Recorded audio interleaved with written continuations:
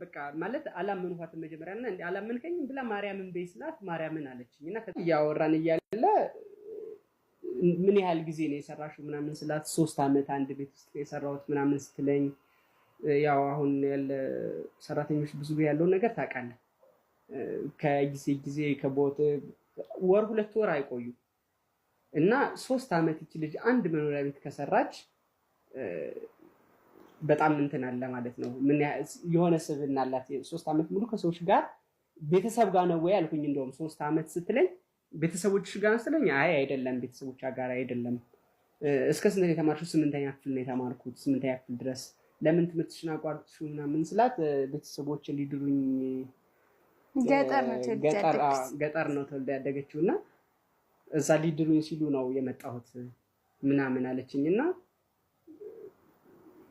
እንዴት 3 አመት ከአንድ ቤት እንትናልሽ ስላት አይ 3 አመት ሙሉ አንድ ቤተሰብ አይደለም አዎ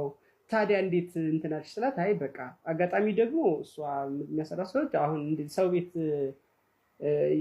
ይባላል ለአማርኛው እንጂ እንደ እናት ናት